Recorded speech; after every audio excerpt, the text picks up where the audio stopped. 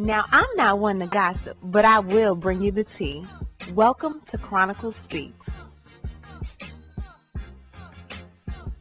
Please, I don't have any time for any gossip now. Eh?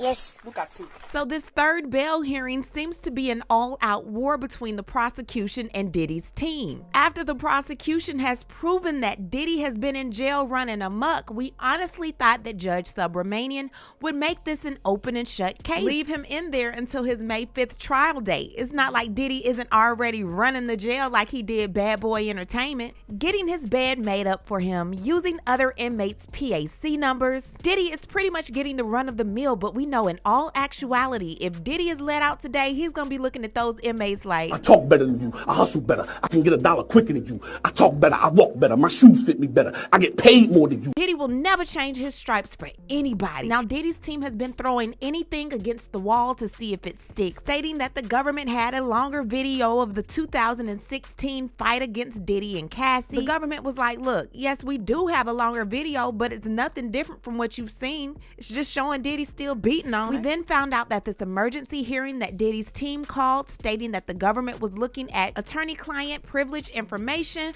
was all a sham because Diddy wrote legal on a notepad after the raid. Then when it comes to Diddy using other inmates' PAC numbers as well as the Contact Me Now app, his attorneys was like, look, everybody in jail does it. Why can't Diddy? His team promised in the last bail hearing on Friday that Diddy would stop. However, on Sunday, Diddy was still using at least one other inmate's PAC number. So in all honesty, if Diddy is breaking the rules in jail and he's being monitored, what do you think he's going to do in his own home confinement? So after this long bail hearing, Judge Subramanian did not make a decision. He requested that additional letters be submitted by both sides by Monday at noon. They did that. Now, in the letter that Diddy's team submitted, they stated that Diddy has a constitutional right to assist his lawyers in reaching out to witnesses. In the government's 13-page letter, they stated that not only is Diddy contacting witnesses, he has his family members doing it, and he's also talking to a co-conspirator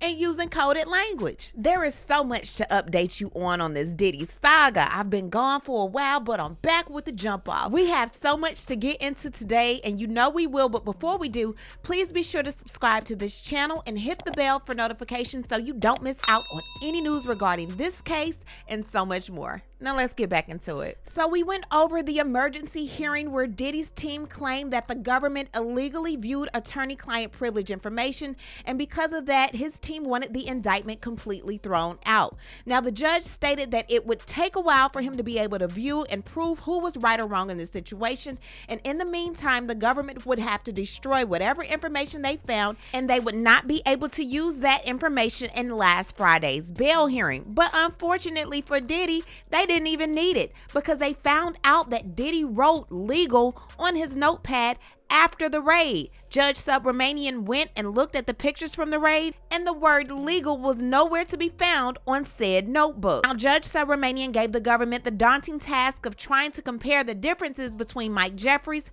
who was let out on a $10 million bail, and Diddy, who was not let out at all. The government was like, look, we understand that like Diddy, Mike Jeffries has charges against him that involve sex trafficking and prostitution. However, his charges are from 2008 to 2015. Now, while Jeffries allegedly used coercion and fraud, there was no violent acts or firearms that were used. Now, your boy Diddy is charged with leading a racketeering enterprise from 2008 to 2024 involving violent crimes such as kidnapping, arson, forced labor, and use of firearms. And the indictment details acts of violence, intimidation, and coercion. Now, they're alleging that Mike Jeffries' criminal conduct allegedly ended in 2015, while Combs's criminal activity, including obstruction and violence, continued through 2024 and has persisted even until him being charged. Now, they're stating that Mike Jeffries is 80 with no criminal history, whereas Diddy is significantly younger and has a history of violent crimes and repeated investigations citations for similar offenses. They're also stating that he has violated court orders, including a gag order. So with all of this being stated, Diddy's still contacting witnesses, although his attorneys are saying he's only given 300 minutes a month, and that's the reason why he's using other inmates' PAC accounts. Diddy is still violating laws while in the BOP system. You would think that Judge Subramanian would say, look, this is enough to keep this man behind bars. However, he said, I need you guys to come back on Monday with updated letters, and after I review those letters, I should be able to come up with a ruling in regards to bail. Now, in Diddy's letter, to summarize it, they're stating that Diddy should have the ability to communicate publicly, consistent with the court's order and his constitutional protections. For months, false and harmful publicity has damaged Mr. Combs' reputation, making it difficult for him to receive a fair trial, and he has the right to speak out and to defend himself publicly. The government attempts to restrict his communication, such as his children's Instagram posts and his statements about the prosecution being racially motivated, are unconstitutional efforts to silence him. They're stating that Diddy does have a Sixth Amendment right to assist his defense by communicating with his lawyers and potential witnesses. Any restrictions on this right would severely impair his ability to prepare a proper defense. So the government writes this 13-page letter, and to summarize it, they're stating that Diddy should not be granted bail for several reasons. First, there is a statutory presumption against bail because he is charged with sex trafficking and leading a violent criminal enterprise. The defendant has a long history of violent behavior. We already know kidnapping, assault, sexual violence, arson. He's also coerced women through manipulation, physical abuse, and threats. His violent actions extend beyond personal relationships, affecting his staff and others close to him. The history of dangerous conduct combined with the ongoing attempts to obstruct justice shows that he has a significant danger to the community. They're also stating that Diddy has violated court orders, including a gag order, by attempting to interfere with jury pool through a social media post.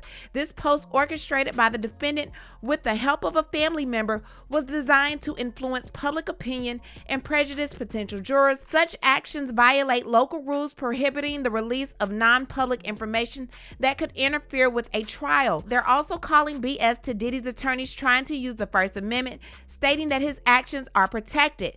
They're stating that while he claims he has the right to make public statements, the court has the authority to restrict speech that may harm the integrity of the trial. The defendant's attempt to influence the trial's process, such as social media to manipulate public perception, are not protected speech. Lastly, they state that Diddy's proposal for bail involving private security in a Manhattan apartment is insufficient to ensure his compliance with the law or the safety of the community. His history of using private security for illegal activities, including tampering with witnesses and accessing contraband, demonstrates that he cannot be trusted to comply with the conditions of his release. Now, in a letter submitted to the court today, Diddy's team is stating that a professional is coming to the location of the Manhattan apartment that Diddy wishes to reside in on November 26, 2024, to assess the location, including the placing of cameras and other security measures. We have also spoken to pretrial services, which indicated that in the event Mr. Combs is granted release on conditions, it would want to inspect the location prior to Mr. Combs residing there. They're also stating that he will not have access to cell phones. Rather, the cell phones will be in the exclusive possession of the security detail, which will keep a written log of all incoming and outgoing text messages, phone calls, etc. Accordingly, all such communications will be maintained both in written logs and within the phone itself. Without getting into the merits of the government's various allegations, these conditions address them all, while also ensuring Mr. Combs has full access to his counsel to prepare for trial and to defend the over 30 lawsuits in which he is a defendant. So both sides have voiced how they feel about Diddy possibly being released. It's up to Judge Subramanian to make his ruling. What do you think is going to happen? What I need to do is hear from you. Leave a comment. Tell me what you think about everything going on in the world of Diddy, and you know how we do. We'll talk about it down below. Talk to you guys later. Bye. As always, thanks for watching. But before you go, don't forget to hit the subscribe button, hit the like button, and hit the bell so you don't miss out on any of my new episodes.